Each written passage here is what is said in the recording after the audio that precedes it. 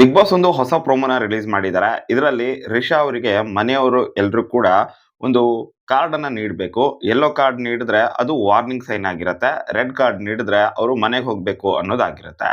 So ಈ ರೀತಿಯಾಗಿ ಮಾಡುವಂತಹ ಸಮಯದಲ್ಲಿ ರಿಷಾ ಅವರು ಸಖತ್ ಭಯ ಪಟ್ಟಿರ್ತಾರೆ ಮತ್ತು ಕಿಚ್ಚ ಸುದೀಪ್ ಅವರು ರಿಷಾ ಅವರಿಗೆ ಸರಿಯಾಗಿನೇ ಕ್ಲಾಸ್ ಅನ್ನು ಕೂಡ ತಗೊಂಡಿದ್ದಾರೆ. ಇದ್ರ ಬಗ್ಗೆ ನಾನು ನಿನ್ನೆ ಕೂಡ ಹೇಳಿದ್ದೆ. ಇದೇ ರೀತಿಯಾಗಿ ಆಗಬಹುದು ಅಂತ ಹೇಳಿ. ಯಾಕೆ ಅಂತ ಹೇಳಿದ್ರೆ ರಿಷಾ ಅವರು ಗಿಲ್ಲಿ ಅವರಿಗೆ ಹೊಡೆದಿರೋದ್ರಿಂದ ಈ ಒಂದು ವಿಷಯ ಪ್ರಸ್ತಾಪ ಆಗೇ ಆಗುತ್ತೆ.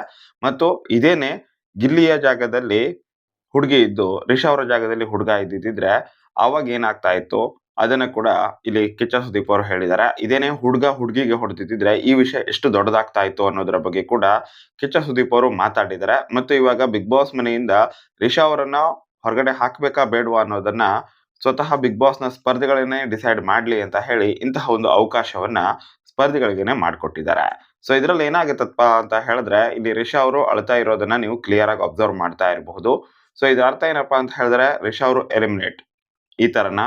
ಇಲ್ಲ, ರಿಷಾ ಅವರು ಎಲಿಮಿನೇಟ್ ಆಗಿಲ್ಲ. ಆಕ್ಚುಯಲ್ ಆಗಿ ಆಗಿರುವಂತಹ ವಿಷಯ ಏನಪ್ಪಾ ಅಂತ ಹೇಳಿದ್ರೆ, ಬಿಗ್ ಬಾಸ್ ಮನೆಯಲ್ಲಿರುವಂತಹ 16 ಜನ ಸ್ಪರ್ಧಿಗಳಲ್ಲಿ ಎಲ್ರೂ ಕೂಡ ಇವರಿಗೆ ಯೆಲ್ಲೋ ಕಾರ್ಡ್ ಅನ್ನೇ ಕೊಡ್ತಾ ಬರ್ತಾರೆ. ಅಂದ್ರೆ ವಾರ್ನಿಂಗ್, ಈ ಸಲ ಒಂದ್ಸಲ ವಾರ್ನಿಂಗ್, ಇನ್ಮೇಲೆ ಆ ರೀತಿಯಾಗಿ ಮಾಡಬಾರ್ದು ಅಂತ ಹೇಳಿ. ಈ ರೀತಿಯಾಗಿ ಆದ ನಂತರ ಕೊನೆಯದಾಗಿ ಈ ವಾರದ ಕ್ಯಾಪ್ಟನ್ ಆಗಿರುವಂತಹ ಮಾಳು ನಿಪ್ನಾಳ್. ಸೊ ಇವರಿಗೆ ಈ ಒಂದು ಕಾರ್ಡ್ ಅನ್ನ ಉಪಯೋಗಿಸುವಂತಹ ಸಮಯ ಬರುತ್ತೆ. ಸೊ ಅವರಂತೂ ನೇರವಾಗಿ ರೆಡ್ ಕಾರ್ಡ್ ಅನ್ನೇ ಪಿಕ್ ಮಾಡ್ತಾರೆ. ಸೊ ಇದರಿಂದಾಗಿನೇ ಇಲ್ಲಿ ರಿಷಾ ಅವರು ಇಷ್ಟೊಂದು ಅಳ್ತಾ ಇರೋದು. ಎಲ್ರೂ ಕೂಡ ವಾರ್ನಿಂಗ್ ಕೊಟ್ರು. ನೀ ಮಾತ್ರ ಟಾರ್ಗೆಟ್ ಮಾಡ್ತಾ ಇದೀಯಾ, ಮೊದಲಿಂದ ನನ್ನ ಟಾರ್ಗೆಟ್ ಮಾಡ್ತಾ ಇದೀಯಾ, ಈಗಲೂ ಕೂಡ ಟಾರ್ಗೆಟ್ ಮಾಡಿ ನನ್ನನ್ನು ಹೊರಗಡೆ ಕಳಿಸೋದಕ್ಕೆ ನೋಡ್ತಾ ಇದೀಯಾ ಅಂತ ಹೇಳಿ ಮಾಳು ಅವರು ರೆಡ್ ಕಾರ್ಡ್ ನೀಡಿದ್ದಕ್ಕೇನೆ ಇವರು ಇಷ್ಟೊಂದು ಅಳ್ತಾ ಇರೋದು. ಅದನ್ನ ಬಿಟ್ಟು ಬೇರೇನಿಲ್ಲ. ಸೊ ಹೀಗಾಗಿ ಇಲ್ಲಿ ರಿಷಾ ಅವರು ಹೊರಗಡೆ ಹೋಗ್ಬೇಕಾಗಿತ್ತು ಆಕ್ಚುಯಲ್ ಆಗಿ. ಬಟ್ ಕಿಚ್ಚ ಸುದೀಪ್ ಅವ್ರು ಏನ್ ಮಾಡ್ತಾರಪ್ಪ ಅಂತ ಹೇಳಿದ್ರೆ 15 ಜನ ಯೆಲ್ಲೋ ಕಾರ್ಡ್ ಅನ್ನ ಕೊಟ್ಟಿರೋದ್ರಿಂದ, ಹಾಗೇನೆ ಮಾಳು ಅವರು ಮಾತ್ರನೇ ರೆಡ್ ಕಾರ್ಡ್ ಕೊಟ್ಟಿರೋದ್ರಿಂದ ಕಿಚ್ಚ ಸುದೀಪ್ ಅವರು ರಿಷಾ ಅವರಿಗೆ ಮುಂದಿನ ವಾರಕ್ಕೆ ನೇರವಾಗಿ ನಾಮಿನೇಟ್ ಮಾಡ್ತಾರೆ. ಅಂತ ಹೇಳಿದ್ರೆ ಇವಾಗ 7ನೇ ವಾರಕ್ಕೆ ಡೈರೆಕ್ಟ್ ನಾಮಿನೇಟ್ ಆಗ್ತಾರೆ. ಇದಾದ ನಂತರ ಇನ್ನೊಂದು ಶಿಕ್ಷೆಯನ್ನು ಕೂಡ ಕೊಡ್ತಾರೆ. ಅದೇನಪ್ಪಾ ಅಂತ ಹೇಳಿದ್ರೆ 24 ಗಂಟೆಗಳ ಜೈಲುವಾಸ. ಹೌದು, ಒಂದು ರೀತಿಯಾಗಿ ಅವರು ಕಳಪೆ ಅಂತ ಕನ್ಸಿಡರ್ ಮಾಡಿ ಅವರನ್ನ 24 ಗಂಟೆಗಳ ಕಾಲ ಜೈಲುವಾಸಕ್ಕೆ ಕಳುಹಿಸಲಾಗುತ್ತೆ.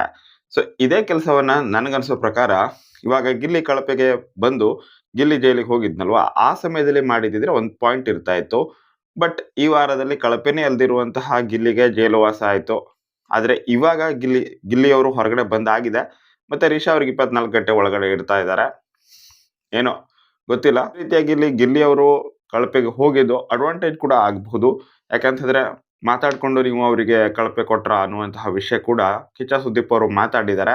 ಮತ್ತು ನೀವು ಮಾತಾಡ್ಕೊಂಡ್ರಿ ಬೆಳಿಗ್ಗೆಯಿಂದ ಅನ್ನೋದನ್ನು ಕೂಡ ಹೇಳಿದ್ದಾರೆ. ಸೊ ಇದರ ಅರ್ಥ ಕ್ಲಿಯರ್ ಆಗಿ ಗೊತ್ತಾಗ್ತಿದೆ, ಗ್ರೂಪಿಸಂ ಆಗಿದೆ ಅಂತ ಹೇಳಿ. ಸೊ ಆ ವಿಷಯ ಸಪರೇಟ್ ಆಗಿ ಇಡೋದಾದ್ರೆ ಇವಾಗ ಎಲಿಮಿನೇಷನ್ ವಿಷಯ ಇದು. ಹಾಗಾದ್ರೆ ಎಲಿಮಿನೇಟ್ ಆಗೋದು ಯಾರು? ಸೊ ಇದನ್ನ ನೋಡ್ತಾ ಹೋಗೋದಾದ್ರೆ ಬಾಟಮ್ 2 ನಲ್ಲಿ ಇವ್ರು ಇರ್ತಾರೆ. ಇವರ ಜೊತೆಗೆ ಇವರು ಕೂಡ ಇರ್ತಾರೆ. ಸೊ ಇವರಿಬ್ರು ಕೂಡ ಬಾಟಮ್ 2 ನಲ್ಲಿ ಕೂತಿರೋದ್ರಿಂದ ಏನಾಗುತ್ತಪ್ಪ ಅಂತ ಹೇಳಿದ್ರೆ ಇವರಿಗೆ ಸ್ವಲ್ಪ ಭಯ ಶುರು ಆಗುತ್ತೆ. ಸೊ ಭಯ ಶುರುವಾಗಿ ಇವ್ರ ಹತ್ರ ಒಂದು ಸ್ಪೆಷಲ್ ಆಗಿರೋ ಪವರ್ ಇರುತ್ತೆ.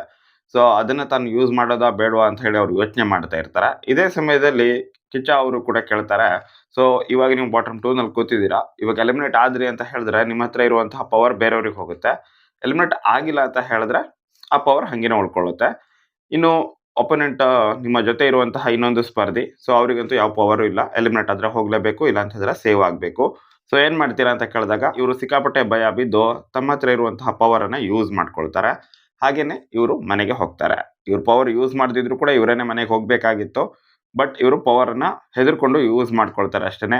ಒಂದ್ ರೀತಿಯಾಗಿ ವೇಸ್ಟ್ ಮಾಡ್ಕೊಂಡ್ರು ಅಂತ ಹೇಳ್ಬೋದು. ಇವರಿಗಂತೂ ಇದು 100% ಡಿಸರ್ವಿಂಗ್ ಇತ್ತು.